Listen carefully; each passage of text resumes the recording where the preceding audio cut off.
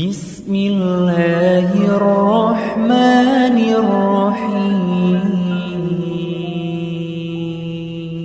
Waktu saya kecil dulu di kampung, kalau lihat pesawat di kampung saya panggil teman saya, kepala lutu, bahasa Bugis, kapal terbang. Kejar. Dalam hati saya, bisa gitu nanti saya naik pesawat. Kira-kira bisa ndak saya mati, tapi sudah naik pesawat, maknanya seperti itu. Tapi alhamdulillah sekarang, dengan izin Allah, capek sudah saya naik pesawat. Ya. Dan saya terharu bisa datang di tempat ini. Amin. Dua hal yang membuat saya terharu. Yang pertama, saya bisa datang ke tempat ini tanpa mengeluarkan biaya. Dan itu apa? Iman dan ilmu. Yarfa'illahu alladhina amanu minkum walladhina utul ilma darajat. Allah mengangkat beberapa derajat di antara kalian, orang yang beriman dan berilmu pengetahuan. Mungkin banyak orang bisa ke Korea, bahkan bisa berhari-hari di sini, sampai berbulan-bulan keliling Korea. Bisa. Tapi apa yang membuat bagi saya spesial? Sebab saya tidak beli duit, tidak beli tiket, dibelikan, diuruskan. Yang kedua, membuat saya terharu. Sayang sekali bapak saya tidak sempat melihat saya seperti sekarang. Maka adik-adik sekalian, saya bangga kepada kalian semua. Merantau ke tempat ini, menghilangkan beban orang tua. Kalau kalian mau masa bodoh, ngapain pergi ke sini? Masih muda, dan masih menjadi tanggung jawab orang tua. Tapi alhamdulillah kalian semua ikhlas dan datang ke tempat ini, tentu tujuannya apa? Untuk meringankan beban orang tua. Dan hebatnya lagi, kalian masih muda, tapi mau ngurus agama. Subhanallah, banyak orang sudah muka sakaratil maut, masih juga nakal. Alhamdulillah, Anda masih muda, merantau datang ke sini, mau ngurus agama. Subhanallah. Dan yang keempat, apa yang membuat saya tertarik, terharu. Sebab saudara-saudara sekalian datang ke sini bukan cuma mau ngurus agama, tapi juga mau mengurus perkembangan agama. Dengan cara apa? Peduli masjid seperti ini. Subhanallah, di akhirat kelak ada ruang VIP yang Allah sediakan. Coba, diberikan ruang VIP. Saya saja kalau pergi naik pesawat, kita ada ruang VIP. Tempatnya khusus orang-orang tertentu, yang ruang tunggu yang lain campur, mulai dari yang sok kaya sampai yang tidak kaya, ada semua di situ. Tapi ruang VIP hanya orang tertentu yang bisa masuk di dalam. Mulai dari casingnya sudah tahu orang kaya ini. Mulai dari casingnya kita sudah tahu ini pejabat ini. Diberikan ruang khusus. Di akhirat juga nanti Allah sediakan ruang VIP. Ketika orang lain sudah hancur berantakan amal-amalnya, mukanya sudah ada seperti tikus, seperti anjing, seperti kuda, seperti ular, bahkan ada yang tenggelam gara-gara keringatnya, Allah sediakan ruang VIP untuk menunggu giliran kalian diadili. Bayangkan adik sekalian, di akhirat nanti kita akan diadili. Satu demi satu. Bayangkan, satu demi satu kita dipanggil. Pernah rasakan itu ngantri? Pernah? Ngantri paling 100 orang. 200 orang, tempat ngantrinya ber-AC, jauh dari matahari, yang layani juga cewek-cewek cantik. Kita masih setengah mati ngantri di padang mahsyar. La haula wala quwwata illa billah. Satu loket, bos. Satu loket. Coba, satu loket. Dan yang ngantri bukan satu Republik Indonesia. Satu dunia. Dari Adam sampai kiamat, berapa triliun manusia. Dan dipanggil kita satu demi satu. Dan pada saat sambil menunggu giliran, dimasukkan yang 7 golongan, kau masuk dalam sini. Tunggu giliranmu, kau nunggu di ruang VIP. Dan di ruang VIP itu, satu jatah buat anak muda. Kata Nabi, mereka generasi muda yang taat dan rajin beribadah. Kalian semua lah ini. Subhanallah, banyak kemuliaan. Datang meringankan beban orang tua. Bukan cuma meringankan beban orang tua, Bapak tiap hari, adik-adik transfer tiap bulan ke orang tua, meringankan beban. Anda jihad fisabilillah. Jihad, bos. Bukan jihad ke Palestina, bukan jihad ke Syria. Datang cari nafkah, sini jihad. Ya Allah, saya tinggalkan ibu saya tinggalkan bapak saya, datang merantau ke sini. Kedinginan, kadangkala dimaki sama bosnya, kadangkala diuji imannya dengan cewek cantik, kadang lolos, kadang tidak. Ya kan? Sering tidak. Iman manusia kan begitu. Kadang naik, kadang kan jenis iman itu ada 3. Ada yang imannya tidak pernah naik, tidak pernah turun. Malaikat. Ada imannya naik terus, tidak pernah turun. Nabi. Tidak pernah naik, itu tidak pernah Nabi itu turun imannya. Plus minus, tidak naik terus. Makanya tidak pernah kalian mendengar Nabi mengundurkan diri menjadi Rasul. Karena tantangan paling berat saya menyatakan diri mundur dari Rasul. Tidak pernah. Kalau di Indonesia sudah korupsi, tidak mau mundur. Yang ketiga, naik, kadang turun. Sedulur-sedulur lah ini. Caranya supaya iman kita dipelihara, stabilisernya, ini pengajian seperti ini. Tiap bulan Anda terima gaji. Anda bukan cuma nikmati sendiri, tapi Anda transfer ke kampung. Luar biasa. Tapi itu semua sia-sia kalau Anda tidak sholat. Tidak ada gunanya itu, langsung di-delete. Puasa Senin, Ramadannya full. Ini sedekahnya bangun masjid. Periksa, ini silaturahminya baik. Sopan ngomong, santun. Coba cek sholatnya. Cuma Jumat. Hapus. Itulah yang disebut sesungguhnya sholat itu kunci dari kebaikan. Sesungguhnya sholat itu kunci surga. Maka sholat. Pada saat itu kita nunggu, dipanggillah kita satu demi satu. Itu gilirannya anak-anak muda. Kita inilah semua. Alhamdulillah bisa banyak keutamaan yang adik-adik remaja nih dapati. Masya Allah. Tinggal dipelihara istiqomah. Dan salah satu cara istiqomah itu, satu, berteman dengan orang-orang soleh. Teman itu menentukan, bos. Sehingga Nabi menjelaskan, kalau kau mau melihat siapa anak itu, maka lihat siapa teman bergaulnya. Tidak mungkin saya mau bergaul sama tukang judi. Tidak nyaman saya. Maka orang yang baik akan berteman dengan orang-orang baik. Dan kadangkala dipertemukan di tempat baik. Coba, Anda semua orang-orang baik. Ketemu dengan orang-orang baik. Paling tidak merasa baik. Saya misalnya. Ya kan? Dan dipertemukan di tempat baik. Di mana tempatnya? Masjid, bos. Coba kalau yang kau temani playboy. Paling tempatnya di mana? Diskotik. Tempatmu ketemu di mana? Bar. Ketemu di mana? Karaokean. Pas lagi karaoke, di samping dipegang-pegang cewek, kena sakaratil maut.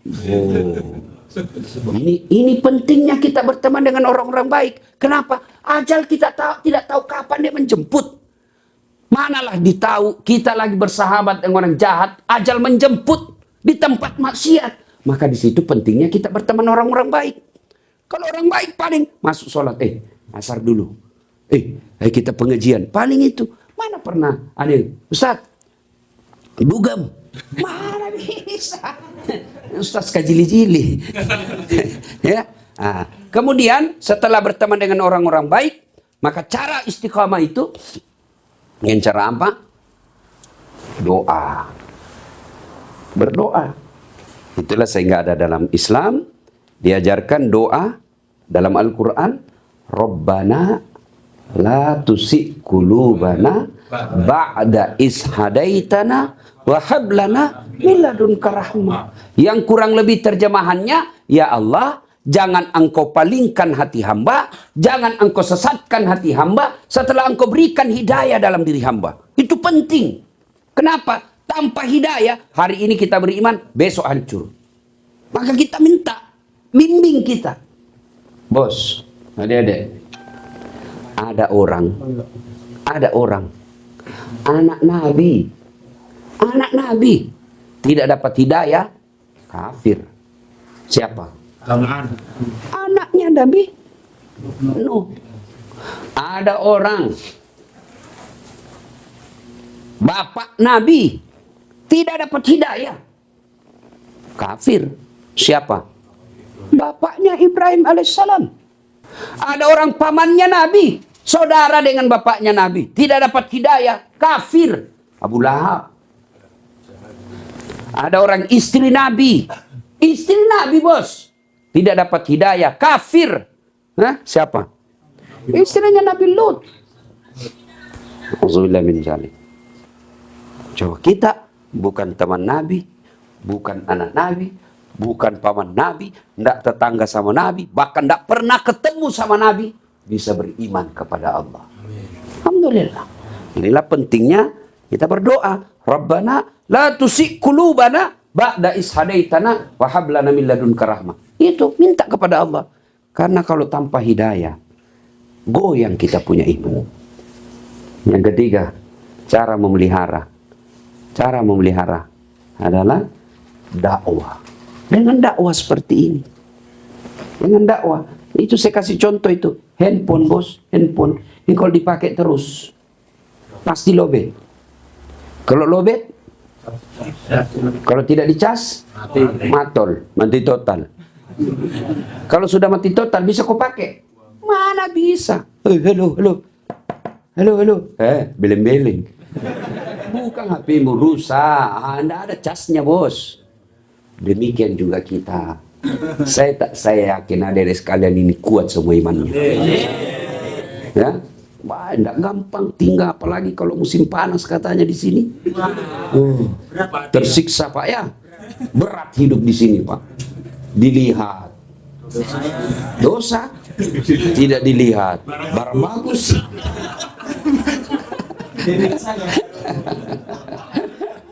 Ya. Nah, itu jadi perlu dakwah.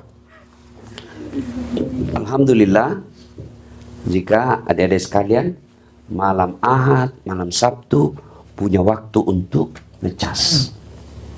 Coba lihat kita di Korea, bos. Kapan ngecasnya?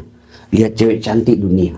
Lihat duitnya orang, gajinya yang banyak, dunia. Lihat mobil-mobil mewah di otak kita, saya beli mobil nanti pulang, dunia. Lihat lagi rumah, nonton TV, lihat barang mewah, dunia. Lalu kapan ngecasnya? Kapan? Hari Jumat khutbah. Itu juga kalau tidak tidur. Orang khutbahnya begitu. Oh, nah, modus. Itu semua dunia. Nah, inilah ngecasnya, dengar dakwah. Nah, yang berikutnya, agar istiqamah dalam dakwah ini, ya, setelah tadi kita coba ulang adik-adik sekalian. Lupa lagi. Satu, tidak yang saya jelaskan tadi, supaya tetap istiqamah dalam dakwah. Satu, doa. Dua, bersahabat dengan orang-orang soleh. Yang ketiga, dakwah. Dengar dakwah. Dengar dakwah. Ya. Dan yang keempat adalah bangunlah sholat tengah malam. Biasakan bangun sholat tengah malam.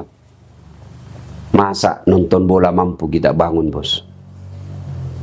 Yo, sementara sholat tidak. Bagaimana supaya jalan dua-dua?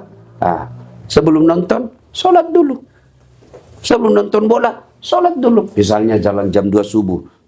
Sudah, sebelum nonton, kita sholat dulu. 2 rakaat minimal. Minta pertolongan dari Allah agar kita diberikan hidayah selama-lamanya untuk beriman. Yang terpenting, pelihara iman ini. Karena iman inilah yang sangat menentukan. Alangkah bahagianya punya gaji yang cukup banyak. Ini rata-rata gajinya orang di atas 20 tuh. Alhamdulillah. Ya, alhamdulillah. Pegawai negeri gaji paling 3 juta, 4 juta. Coba kredit motor, akhirnya tinggal diterima 1 juta. Lihat toh. Jadi tidak usah kok bercita-cita pulang jadi pegawai negeri. Tapi ingat, sebaiknya jangan lama-lama di sini. Apalagi kalian yang punya orang tua. Ya, pulang, kumpul duit. Ibaratnya begini, bos. Kau nabunglah. Kalau selama ini gaya hidupmu 10 juta, sudahlah, gaya hidupmu 5 juta saja. Ya 5 jutanya kau tabung. Pulang buka modal, bikin modal, kau pulang. Ah, masa cukup modal 100 juta Ustaz? Itu bagi orang tidak beriman tidak cukup. Tapi kalau orang beriman 10 juta pun cukup. 10 juta cukup. Lu punya modal 100 juta buka usaha dengan bersedekah setiap pagi dan malam kau mengadu kepada Allah. Allah janji, ud'uni astajib lakum, minta kau padaku, saya kasih kau, pasti Allah kasih. Kayak memang ada jalannya. Kan tidak bisa orang bos tidak ada jalannya mau kaya. Gak susah. Anda cuma datang di masjid bermalam, terus tahajud. Minta kekayaan, tidak ada usaha. Tidur aja pagi, malam tahajud lagi. Tidur lagi, bukan salah tapi tidak masuk akal. Ya Allah, tambahkan rezekiku, langsung datang duit. Wah, itu film karton bos. Ya? Nah, sudah punya nabung, tekan sedikit gaya hidup. Cukup bisa makan seadanya, tidak usah bermewah-mewah gaya hidupnya, tidak usah beli baju, pakaian, handphone yang mahal-mahal kalau itu tidak penting. Ya, lebihnya itu kita simpan, modal kerja, balik kampung dengan niat, ya Allah saya mau dekat orang tua saya tidak bisa jauh-jauh dari orang tua saya, mudahkan rezekiku, saya tabung, saya pulang kampung supaya saya bisa dekat ngurus orang tua saya. Masa Allah tidak kabulkan doamu bos? Masa Allah tidak kabulkan? Ini niat baik. Bukan Anda ya Allah supaya saya pulang jadi wali kota. Enggak kan? Kalau doa ya Allah saya mau pulang, saya tidak tahan jauh-jauh dari istri saya. Saya tidak tahan jauh dari orang tua saya. Orang tua sudah sakit-sakitan ya Allah. Murahkan rezekiku, berikan saya ketahanan, kemudahan dalam mencari nafkah. Saya mau pulang ngurus orang tuaku. Masa Allah tidak kabulkan. Saya dulu waktu sekolah, doa yang selalu saya baca. Kan doa itu tidak harus bahasa Arab bos. Ya Allah, berikan saya kemudahan dalam berpikir, kemudahan dalam pemahaman, tambahkan ilmuku, supaya saya bisa membahagiakan orang tuaku. Itu yang selalu saya minta ketika saya mau ujian, saya mau mulai buka buku, saya doa. Alhamdulillah dengan izin Allah, bos, lihat itu gelar saya. Oh, bukan kaleng-kaleng bos. Betul, ketawa, saya serius ini. Tidak masuk akal, tapi tidak ada yang tidak masuk akal di sisi Allah. Karena mungkin salah satu, saya doa, ya Allah saya mau bahagiakan orang tua saya.